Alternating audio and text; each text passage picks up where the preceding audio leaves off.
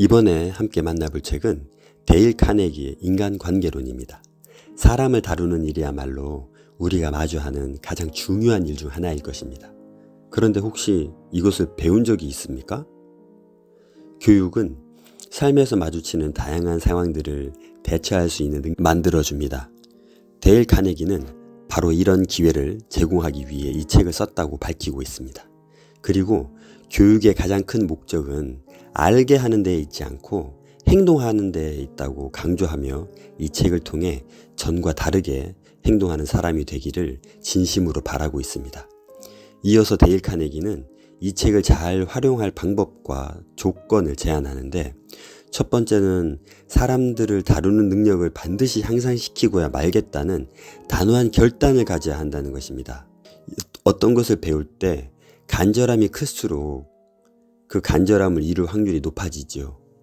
이것을 첫 번째 조건으로 내세운 것은 읽는 독자들이 자기 자신의 마음가짐을 다시 한번 가다듬고 열정을 불태우라는 의미일 것입니다. 두 번째로 이 책을 꼼꼼하게 읽고 곰곰이 반추하길 추천하고 있습니다. 사실 우리는 책을 읽는다고 했을 때 정독하는 것만으로도 충분히 만족하지 않습니까? 그런데 반추까지 하라니, 도대체 이 책을 쓴 저자의 마음이 어떤지를 예상해 볼 수 있을 것 같습니다. 세 번째는 정말 중요해 보이는 제안인데요. 이 책에서 제시하는 방법을 시도해 보라는 것입니다. 우리가 타인과 문제가 발생했을 때 우리는 즉각적으로 반응합니다. 우리가 살아온 대로, 우리가 생각한 대로, 우리가 옳다고 판단하는 대로 아주 즉각적으로 반응하죠. 그것이 잘못됐다고 해도 말입니다. 그래서 우리는 항상 이불킥을 하거나 후회하는 일이 많죠. 여기에 데일 카네기는 거기서 멈추라는 것입니다. 문제가 발생했다고 느끼는 순간 우리가 생각한 대로 행동하지 말고 잠시 멈춰서 자신의 책을 보라는 겁니다. 거기에서 시킨 대로 하라는 겁니다. 실천하라는 거죠. 근데 여기에서 중요한 건 멈추는 것입니다. 우리는 흥분하거나 혹은 흥분하지 않더라도 일상생활을 살아갈 때 내가 지금 행동해야 될 것을 잠시 멈추고 상황을 살핀 다음에 행동하는 일에 익숙하지 않습니다. 그냥 즉각적으로 나오죠. 그래서 이 제안은 정말 중요한 제안이며 데일 카네기가 왜 이것을 세 번째에 썼는지를 충분히 이해할 것 같습니다. 네 번째는 기록하라는 것입니다. 메모하고 기록하는 것.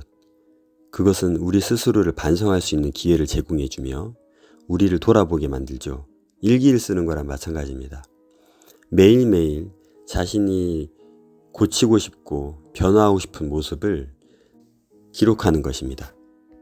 이 제안은 왜 중요하냐면 우리가 유익한 책을 한번 읽었다고 해서 그 책이 우리의 생활 속에, 우리의 인품 속에, 우리의 인격 속에, 우리의 성격 속에 스며들 수 있을까요?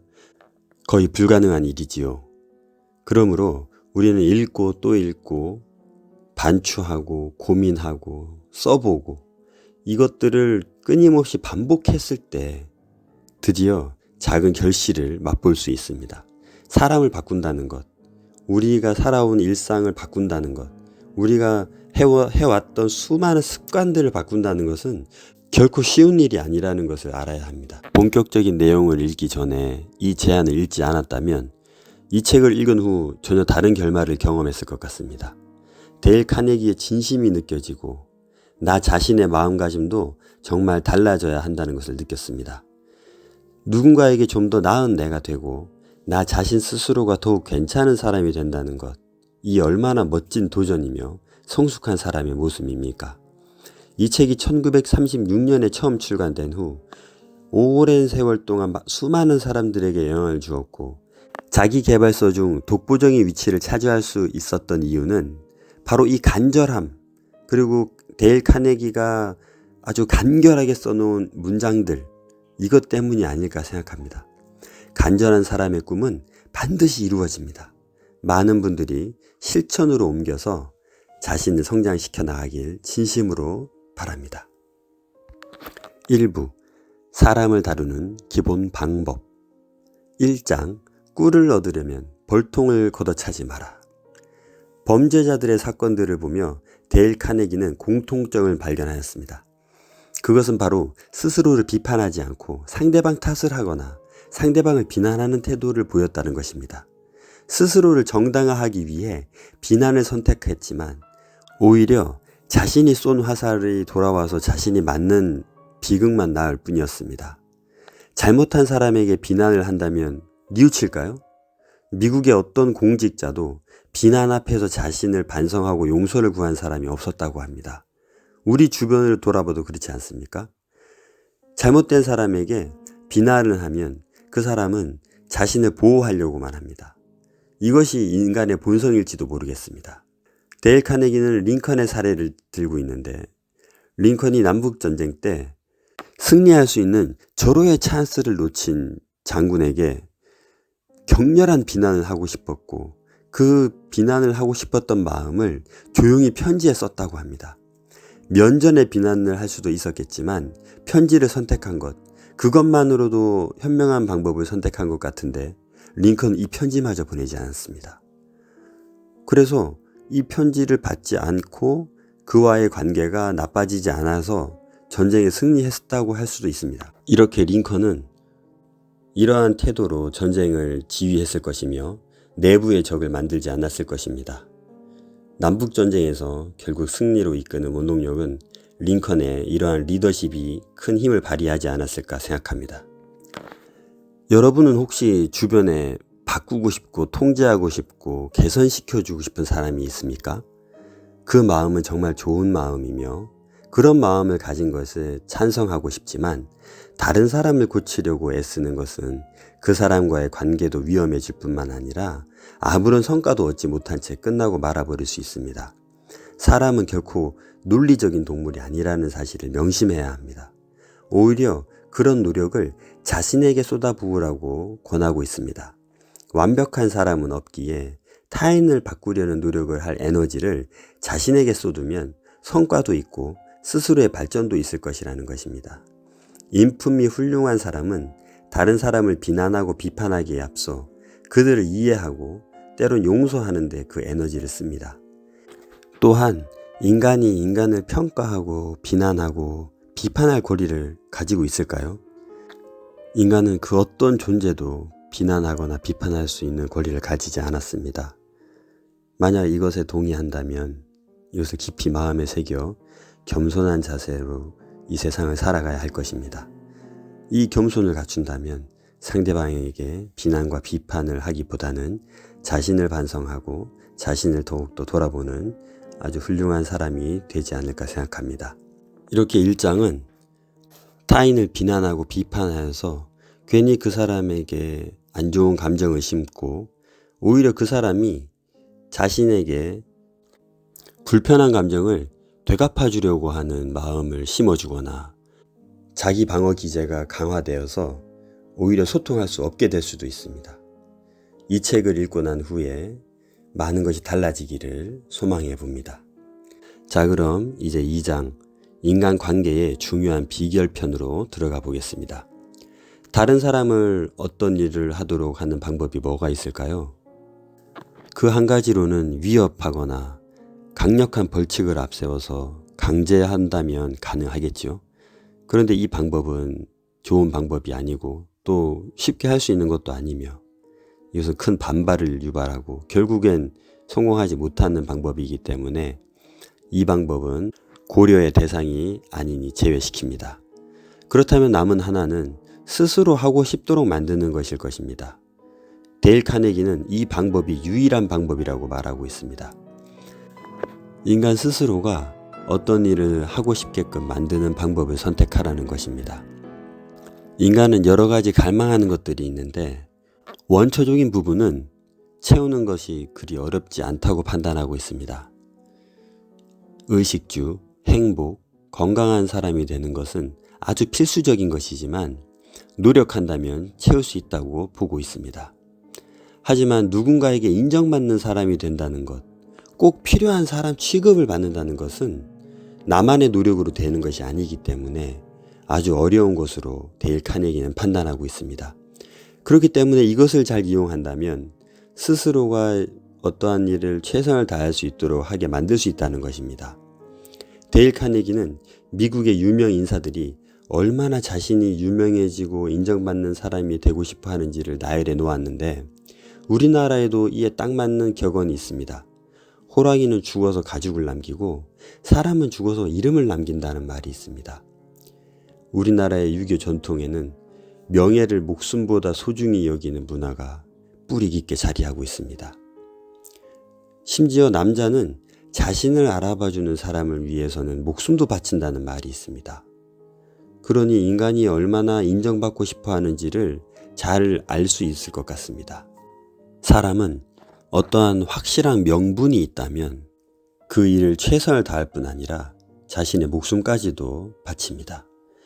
인간이 태어나서 왜 사는가, 나는 어떤 존재인가, 무엇을 위해 살 것인가, 어떤 일을 할 것인가에 대한 고민은 너무나 중요한 문제이며 나 자신에게 혹은 다른 사람에게 인정받는 일이라면 더욱 소중하다고 느끼는 것 같습니다.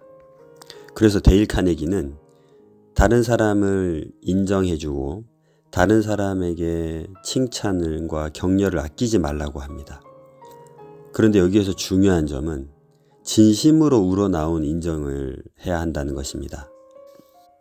사실 우리는 다른 사람이 나보다 잘하는 것, 나보다 뛰어난 것을 칭찬하는 데에 서툽니다. 오히려 질투하거나 마음 상해하거나 그와 멀어지고 싶어하는 마음이 생깁니다. 이것을 극복하고 다른 사람의 훌륭한 점을 찾아 인정해주고 그를 칭찬해주고 격려해준다면 우리는 사람을 얻을 뿐 아니라 그 사람이 어떠한 일을 최선을 다해서 할 수 있도록 격려할 수 있습니다. 이렇게 진심으로 우러나오는 인정과 칭찬을 상대방이 할 수 있는 비결은 무엇일까요? 바로 겸손입니다. 우리는 많은 사람을 만나는데 그 만나는 사람마다 배울 점이 있고 나보다 나은 점이 있다는 것을 깨닫고 그것을 실천한다면 우리는 겸손을 장착할 수 있습니다. 겸손할 수 있다는 것입니다. 모든 사람들에게 배울 점이 있다는 것은 분명한 사실이며 이것을 인정하지 않는 사람이 오히려 어리석은 사람이 아닐까요? 이제 책 초반을 읽었는데 이 두 가지만 갖추어도 더 바랄 것이 없을 것 같습니다. 이런 사람이 된다는 것이 얼마나 어려운지 데일 카네기는 알고 있었습니다. 그래서 첫 장을 시작하기 전에 신신당부를 한 것입니다. 마음에 새기며 읽고 난 후에 반추하고 또 그것을 기록하고 이 노력을 수년간 지속하라는 것입니다. 이 책을 읽게 된 모든 분들이 포기하지 않고 한 단계 성장해가는 계기가 되기를 소망해 봅니다. 이제 1부 마지막 3장 상대방에게 욕구를 불러일으켜라 입니다. 상대방이 원하는 것을 파악하기 위해서는 상대방의 입장에서 생각하는 습관을 가져야 합니다. 상대방의 입장을 충분히 이해해야 무엇을 원하는지 알 수 있고 원하는 것을 알아야 내가 원하는 일을 능동적으로 할 수 있게 만들 수 있습니다. 데일 카네기는 3장에서 여러 예를 제시하며 설명합니다. 타인이 진정으로 원했던 것을 해결해줘서 타인 스스로가 최선을 다해 행동하게 만들었다는 것입니다. 타인이 원하는 것을 항상 고려하는 습관은 정말 좋으며 모든 사람이 이 습관을 가지고 있고 이것이 인격이 되고 인품이 된다면 사회는 더욱 아름답고 행복해질 것이 분명합니다. 우리에게는 아주 익숙한 사자성어가 있습니다. 바로 역지사지입니다. 3장에서 데일 카네기가 제시한 역지사지는 1장과 2장에서 좋은 인간관계를 위해 제시한 것과는 결이 좀 다른 것 같습니다. 타인의 행동의 의미를 이해한다는 것은 불가능에 가깝지 않은 일일 수도 있기 때문입니다. 10길 물속은 알아도 한 길 사람 속은 모른다는 말이 있습니다. 인간은 서로를 속이고 속으면서 살아갑니다. 어떤 사람을 한 번 만나고 가늠해보고 보고서를 작성한 후 한 달을 또 만나본 후에 보고서를 써보고 1년 그리고 10년 각각 다 다른 보고서를 많이 쓴다면 같은 사람인데도 전혀 다른 보고서가 작성될 것입니다. 왜냐하면 사람은 너무나 복합적이고 다양한 면을 가지고 있기 때문에 한 사람이 어떤 사람인지를 평가하는 것이 쉽지 않습니다. 그리고 그 사람이 그 순간에 한 행동이 무의식 속에서 나온 행동인지 아니면 스트레스를 받아서 나온 행동인지 오랜 습관인지 살아온 가정 문화인지 우리가 다 그것을 알 수가 없습니다. 그걸 알려면 그 사람을 상당히 오랜 기간 연구해야 되고 알아봐야 합니다. 타인을 이해하려고 노력하고 그가 원하는 것이 무엇인지 고민해야 하는 것은 진심으로 동의하고 우린 그런 사람이 되기 위해 노력해야 합니다. 우리는 우리 자신도 제대로 알지 못하며 살아가는 것은 아닐까요? 누군가를 완벽하게 이해한다는 것은 불가능해 보이기는 합니다. 그러므로 타인을 이해할 때에는 더욱더 신중해야 할 것이며 나의 판단이 무조건 옳다고 확신해서는 안 될 것입니다. 많은 소통과 또 많은 이해에 대한 노력이 뒤따를 것입니다. 이 부분을 명확하게 감안하고 타인을 최대한 이해하려고 노력하는 삶은 반드시 지향하기는 해야 합니다. 타인을 이해하려고 노력하는 것을 멈추지 않는다면 타인을 이해하는 폭의 범위도 넓어질 것이며 탁월한 성과를 낼 것입니다. 그리고 우리는 그런 사람들을 만나며 살아가고 있기도 합니다. 유독 다른 사람들과 잘 어울리거나 동생들을 잘 케어하는 사람이 있습니다. 선배와 후배, 동기들과 잘 지내는 사람이 분명히 있습니다. 그리고 섬기는 리더십이 뛰어난 사람들, 우리는 주변에서 얼마든지 찾을 수 있으며 그런 사람들과 함께 살아가고 있습니다. 그들이 완벽하지 않다 하더라도 우리는 충분히 존경할 만한 사람들을 보고 있으며 그들과 함께 살아가고 있으니 우리도 최소한 그런 사람이 될 수 있다는 것입니다. 공감하는 능력이 뛰어난 사람들이 사회에 많다면 이 사회는 더욱더 좋은 사회가 될 것입니다. 타인을 이해하는 능력이 뛰어난 사람들이 공직자에 많이 선출되고 그들이 나라를 이끌고 또 그런 사람들이 사회 곳곳에 위치한다면 이 사회는 정말 살기 좋은 사회가 될 수밖에 없을 것입니다. 많은 사람들이 지금 내 옆에 있는 사람 또 내 주변에 있는 사람들을 잘 이해하려는 노력을 멈추지 않기를 소망하며 1부를 마칩니다. 지금까지 시청해주신 여러분께 진심으로 감사드리며 데일 카네기 인간관계론 2번째 시간 기대해 주시면 감사하겠습니다. 행복한 하루 보내세요. 온유한 작가였습니다.